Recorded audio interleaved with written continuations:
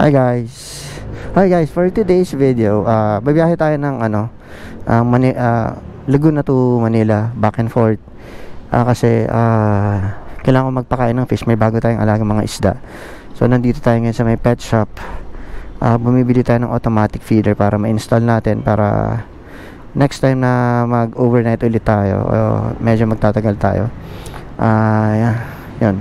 May magpapakain na ng ng alaga natin. So ayun lang guys. So along the way, mag-update ako. Ano to, miss? Artificial o totoong halaman yan? Nakakabili din sa inyo yan? Nakakabili din sa inyo? Ayan, yung halaman. Magkano yung ganyan? Ano kung dadalhin sa Maynila, hindi mamamatay kagad yan? Maynila? Hindi po? Hindi ngayon, babalik ako rito. Tapos dadaan ako para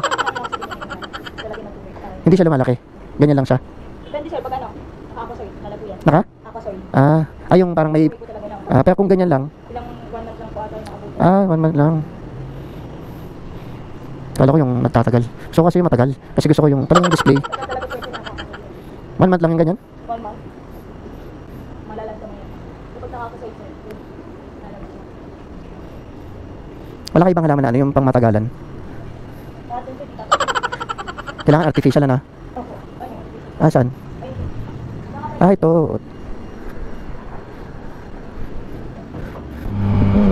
Ayan guys, hindi buti na lang di masyado ma-traffic ngayon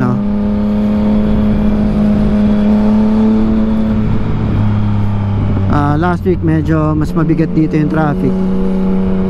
Pero marami ring sasakyan ngayon, pero hindi medyo mabilis yung daloy, pero parang bumabagal na Parang simula lang kanina.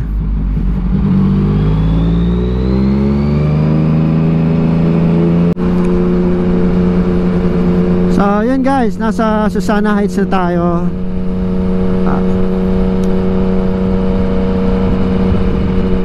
So medyo mabilis yung daloy na ng traffic.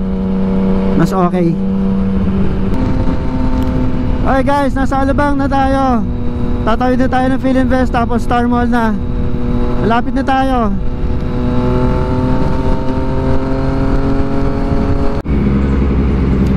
Hi guys, so nandito na tayo bandang Azure. Ayun yung Azure. So medyo nagkaroon ng traffic dito. Hindi ko alam kung bakit. So guys, nandito na tayo sa toll gate ng SLEX. Palabas na tayo ng Quirino Highway na tayo. Osmeña Highway.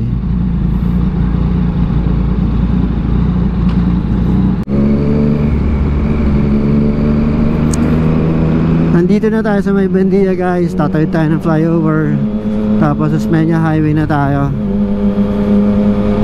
So medyo bumigat yung daloy ng traffic dahil may nasirang sasakyan doon. Nalagpasan natin. So paliko na tayo na magtahan. Paliko na tayo na nagtahan guys. Nagtahan Santa Mesa. So padiretso po siya na Forbes. And tatawid po siya ng Spanya. Nagugutom na yata yung alam ko medyo gutom na yan kasi last na pinakain ko sila kahapon pa ng tanghali. So sana lang talaga gumana yung automatic feeder na nabili natin. Tawid na tayo ng Spanya Boulevard.